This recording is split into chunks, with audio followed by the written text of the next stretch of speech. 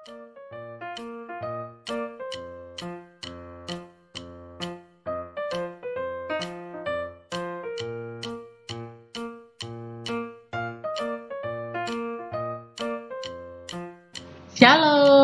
halo semua anak-anak Tuhan yang hebat. Apa kabarnya hari ini? Puji Tuhan, luar biasa. Tuhan Yesus baik. Yes, yes, yes. Puji Tuhan. Bertemu lagi hari ini bersama dengan Lausa Andi. Kita akan bersama-sama belajar firman Tuhan. Sebelum kita belajar, kita harus apa? Iya, benar. Kita harus berdoa dulu. Setelah berdoa, kita bersama-sama memuji Tuhan. Bagaimana sikap doa yang baik? Lipat tangan, tundukkan kepala, tutup mata. Mari kita berdoa. Tuhan Yesus, kami bersyukur hari ini kami kembali mau belajar kebenaran firman Tuhan. Tuhan berkati pelajaran kami hari ini. Dalam nama Tuhan Yesus, kami berdoa. Amin.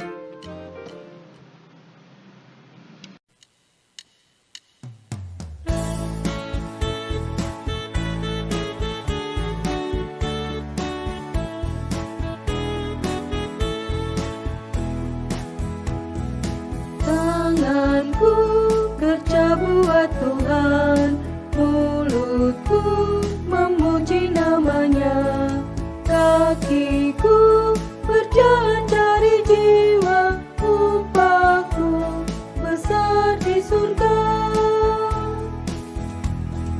Tanganku kerja buat Tuhan, mulutku memuji namanya, kakiku berjalan cari jiwa, upahku besar di surga.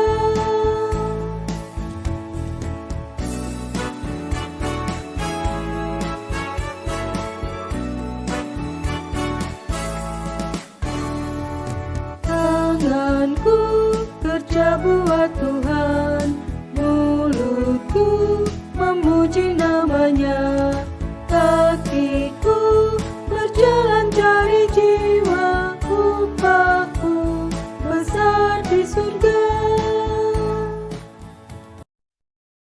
Daniel di Istana Babel. Pada waktu itu, Nebukadnezar adalah Raja Babel. Suatu hari, ia meminta pegawainya untuk memilih beberapa orang Israel yang ditawan di dalam penjara.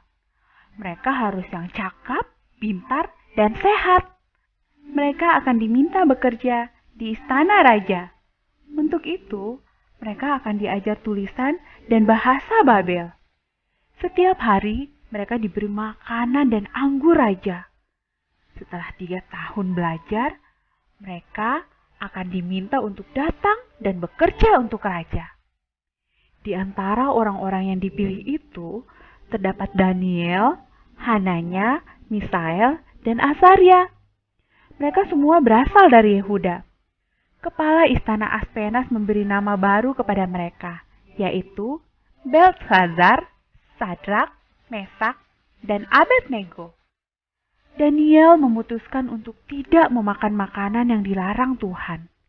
Ia meminta Aspenas untuk menolongnya.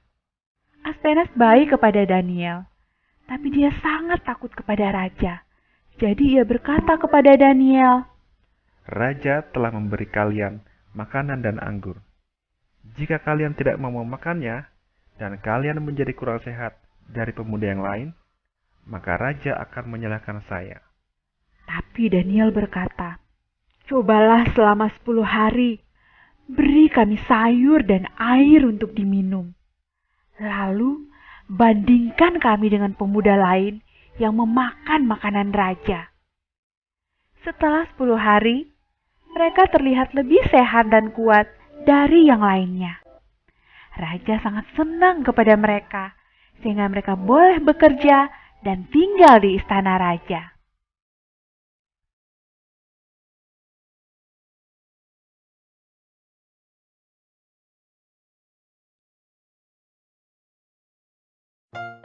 Nah, anak-anak Tuhan yang baik, bagaimana dengan kisah Daniel yang barusan kalian saksikan? Menarik bukan? Daniel adalah serombongan kecil orang Yehuda yang ditawan oleh Raja Babel. Daniel adalah seorang yang berani. Dia adalah seorang yang penuh hikmat. Dia adalah seorang yang jujur. Dia hidup takut akan Tuhan. Dan dia punya iman yang tidak pernah goyah. Daniel menggunakan tubuhnya untuk kemuliaan Tuhan. Daniel tidak mau memakan makanan yang dihidangkan oleh raja. Mengapa demikian? Karena makan makanan yang dihidangkan oleh raja itu tidak dikehendaki oleh Tuhan. Daniel hanya memakan makanan yang dikehendaki oleh Tuhan. Daniel menjaga tubuhnya dengan berbuat seperti itu. Daniel menggunakan tubuhnya untuk kemuliaan Tuhan.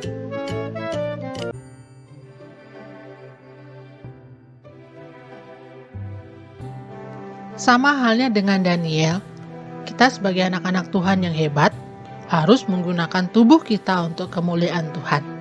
Nah, bagaimana caranya? Coba kalian perhatikan tubuh kalian sendiri. Kira-kira bagian tubuh mana ya yang bisa digunakan untuk memuji Tuhan? Semuanya, betul.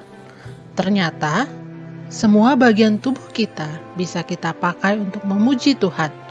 Gimana sih caranya? Yuk kita bahas satu-satu ya. Pertama, mulut kita. Ada berapa mulut pemberian Tuhan? Iya, 1.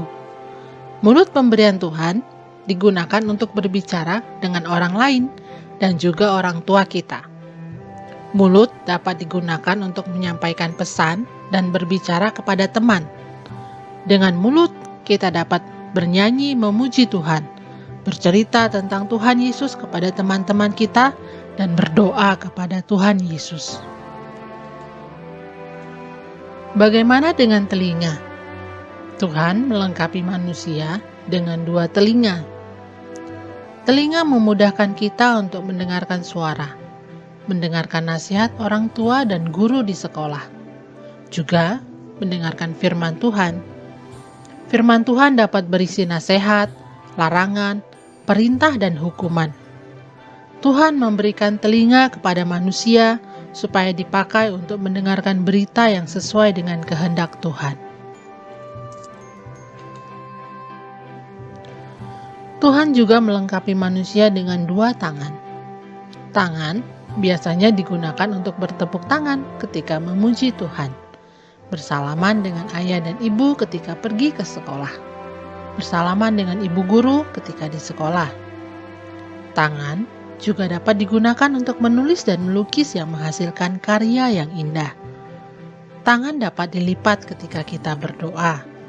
Tangan juga dapat digunakan untuk melakukan pekerjaan yang baik seperti menolong sesama, membantu ibu di rumah, dan membawa Alkitab ke gereja.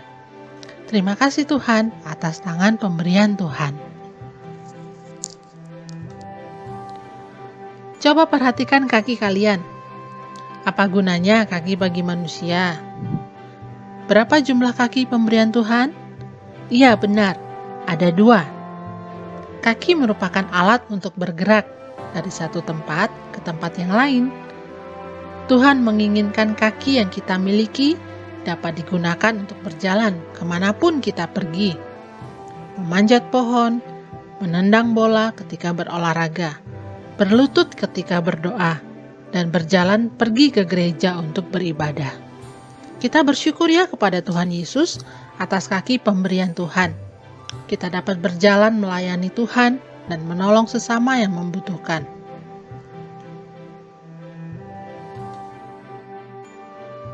Nah, anak-anak Tuhan yang hebat, setelah kita memahami fungsi masing-masing bagian tubuh pemberian Tuhan, kita tahu sekarang bahwa setiap bagian tubuh itu bisa kita pakai untuk memuji Tuhan. Mari kita pakai tubuh kita untuk memuliakan Tuhan ya. Yuk kita baca ayat firman Tuhan kita hari ini dari 1 Korintus pasal 12 ayat yang ke-12 yang berbunyi demikian. Karena sama seperti tubuh itu satu, dan anggota-anggotanya banyak, dan segala anggota itu sekalipun banyak merupakan satu tubuh, demikian pula Kristus.